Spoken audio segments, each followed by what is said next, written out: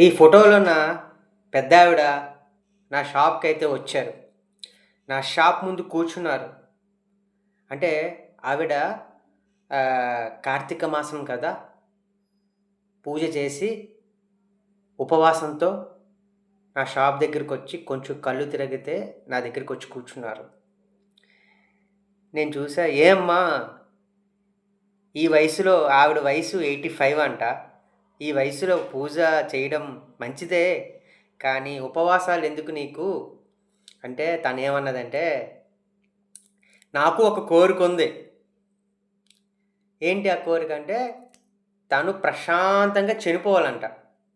అది దేవుడు కోరుకొనొచ్చి, ఉపవాసంతో కోరుకుంది తను. "ఏమి నీకంత కష్టమొచ్చిందంటే?"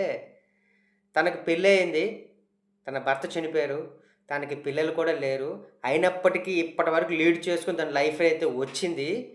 కానీ తనకైతే పెన్షన్ అయితే వస్తుంది. ప్రతి నెల 2000 పోస్ట్ ఆఫీస్‌లో కడుతుందంట. ఎందుకనని అడిగితే, తను చనిపోతే తన కార్యానికి, తనకయ్యే ఖర్చు కూడా ఎవ్వడు రూపాయి ఇవ్వడానికి లేదు. అది నా డబ్బులే అయ్యుండాలి. తన గోల్ అంట అది. ఎంత కాన్ఫిడెంట్ చూడు తనకి. ఆ! వయస్సు 85, ఆలోచన అనంతం. కానీ ఈ రోజుల్లో యువత ఎలా ఉన్నారు? చేతులున్నాయి, కాళ్ళున్నాయి, కలేజా ఉంది, బలం ఉంది, అన్నీ ఉన్నాయి.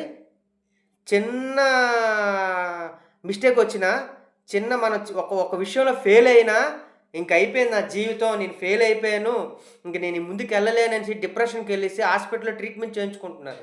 ఈమె చూడు, బతికుండగానే తన నెక్స్ట్ చనిపోయిన తర్వాత ఎవ్వడికి రూపాయి ఖర్చుండకుండా, తన శవాన్ని కూడా తీయడానికి డబ్బులు దాచుకొని దృఢంగా ఉన్న ఆ పెద్దావిడని చూసి నేర్చుకోవాలి మనం.